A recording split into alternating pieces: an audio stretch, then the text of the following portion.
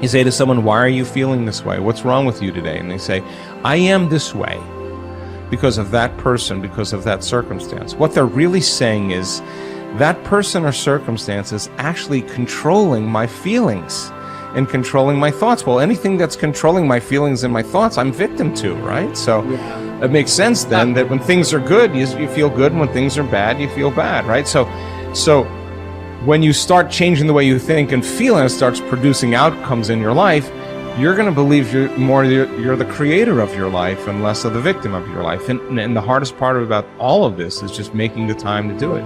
If you're not even peaceful, there is nothing in your life that you can do in a worthwhile way. To be peaceful essentially means this, that you're not messing your mind. To be peaceful means that your system is at ease. You know how to conduct your mind, you know how to conduct your emotions, your body and your energies. You are peaceful. If you change the picture in your mind, you change the chemistry, you change the fate. So I'll give an example.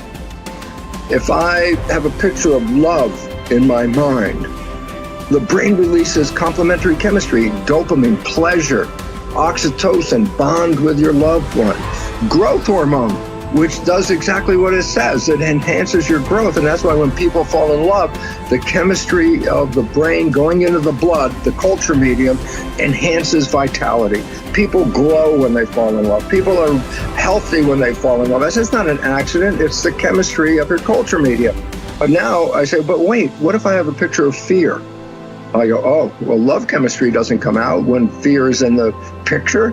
The brain releases stress hormones and factors that affect the immune system and growth of the system. And I go, oh my goodness. I say, why is it relevant? Changing my thought changes my chemistry. The chemistry adjusts my biology. So if I can control my thoughts, I can control the chemistry, and therefore I control the biology. So all possibilities already exist. You don't have to create the possibility. In fact, all you have to do is become aware that it exists. The moment you do that, you're changing the thought and you're producing a different frequency. Now, if the person is astute enough to feel the frequency of the thought in the quantum and not wait for the experience to happen, but the thought of abundance would produce the feeling of abundance. Tell guilt, shame, the past, I've changed my mind. I'm not living condemned.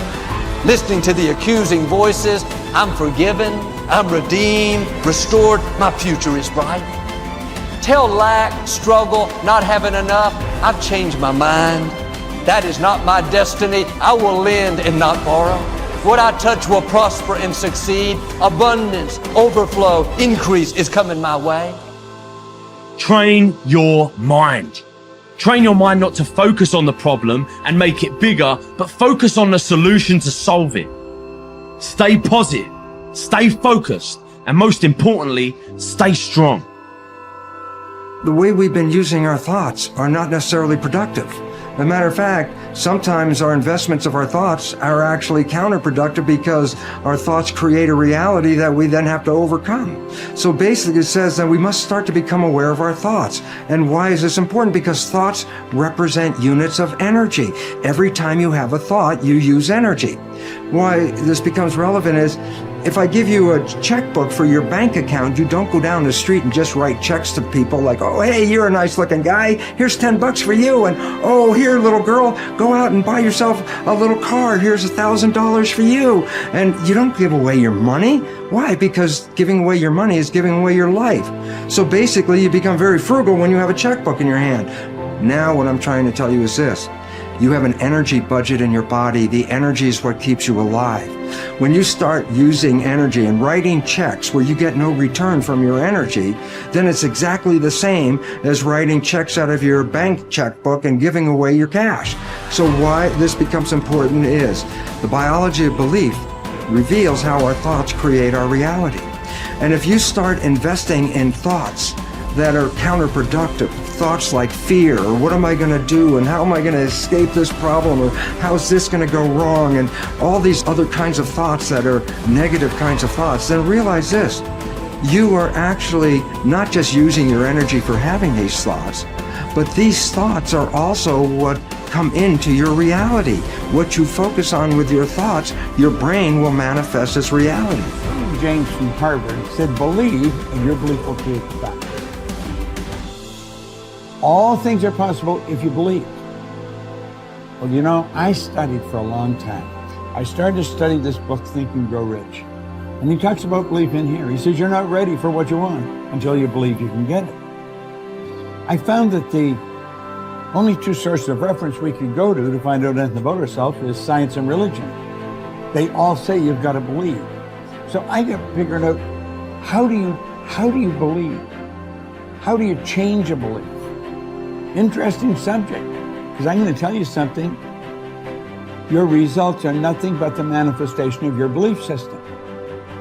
Well, our belief system, now listen carefully, is based upon our evaluation of something. And frequently when we reevaluate a situation, our belief about that situation will change. Let me repeat that. Our belief system is based upon our evaluation of something. Frequently, if we reevaluate a situation, our belief about it will change.